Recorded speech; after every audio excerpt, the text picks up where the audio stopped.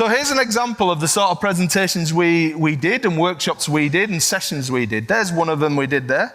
We decided to go with a certain slant, and you're going to see this theme in the next couple of slides I'm going to give you.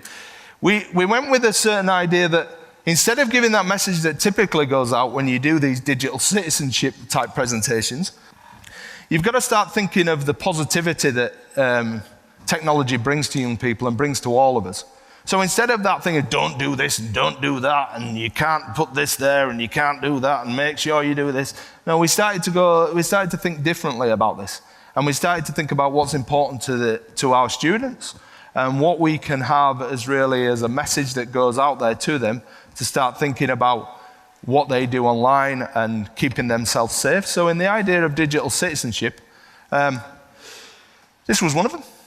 I can duck face better than you, was the idea of putting pictures online and what they actually look like. This in itself was half an hour worth of work that really started to upset the apple cart. Because instead of posting pictures online or giving messages to kids, we started to put images up of the typical things that you found online.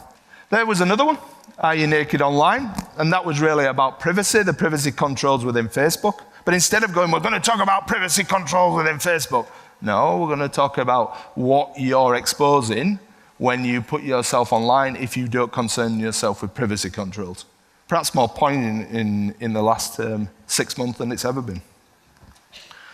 And then we also did a lot of these positive workshops as well, as I briefly touched on a couple of minutes ago, where we actually looked at not the idea of we're going to give you this message about what you need to do to make yourself safe, but we actually looked at the ways that social media and other technologies are actually developing mankind or developing society and changing people's lives. But I started to develop the idea that we needed to do a bit more.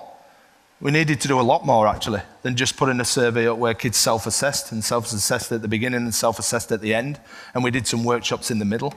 We actually needed to do something that tried to engage them.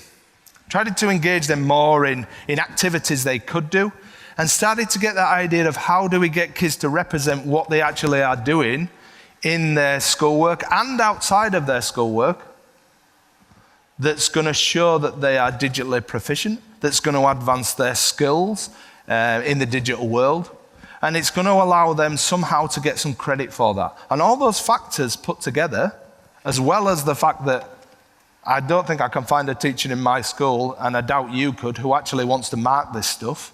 How do I bring all those factors together that allows for the development of a system which is going to engage students where they are going to have the chance to represent themselves and advance their skills? So if anybody goes to a gym, as you can see by my svelte body, I do quite often, you may be actually aware of something called fit ranks that exists in some gyms. And fit ranks is a system where they basically you level yourself up. So at every level there's a set number of exercises, and if you do those exercises successfully, then you get a certain level. The picture on your left, that's what I put up at our exec meeting as an idea to represent this system. But the idea of putting the levels on the wall and being able to move students up through this. So that's how this is intended to work. So as students complete exercises, they will have their photograph and their name, and they will level up. So I'm trying to bring the idea of some gamification to this. Some idea of want to do this. Students want to do this because they want to represent themselves and push themselves higher. We've got some levels there, and within a level there's a number of things that can go on. So at level 1 you might have to alter your privacy controls and prove that you've done that. You might have to post a picture online. You might have to have done a basic graph within Excel or Google Sheets. A lot of different skills. So different skills that follow the similar or same criteria as what we had in the questionnaire before. So all that research has not been abandoned. It's still there, but it's just representing this in a different format. Putting this as a Google form, as a questionnaire within the questionnaire form of a Google form, means that it self-assesses to a point. There's going to have to be some work that students are going to have to do in an e-portfolio type system, where they're going to have to give that to teachers and go, is this enough? But that's just going to be a simple exercise of going, yes, you've done it, or signing it off. So trying to lessen that workload, but also trying to get students to engage in this. So that's the idea with this approach, is to go to a more gamified way of doing things, but also keep within that self-assessment and keep the essence of the research that went on to begin with.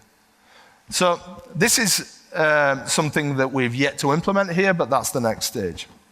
In the beginning, I said that it was important that STEM is looked at in terms of being more holistic, or that's indeed what it should be, and this is just a part of that. But it's an essential part of that because it is part of the employment pathways and part of the research pathways that students are going into right now and can go into in opportunities when they leave school this year and in the last few years, in fact. So digital citizenship, being part of a functioning member of a society that relies on technology, and also being able to function within those workplaces, all those research environments, and being able to use tools and being able to use technology is going to be vital for them, but it's also vital within your school as well. So that context, the idea of context, is really, really important. But so is connection. Connecting yourselves as educators to what's going on within your environment, both locally and coming into the city if the city's not near you, and realizing what's going on in a smart city. But also connecting between schools and with other educators is also important as well, and developing these digital capabilities and digital skills of the students you work with is vitally important.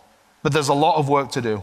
What I presented to you today is by no means complete, and it's by no means something high standard. But I've yet to find something out there that shows me the next step. If somebody's got something, great, I'm quite willing to take that on.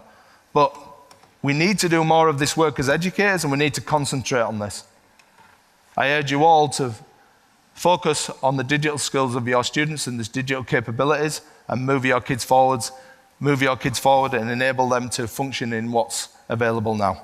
Thank you very much.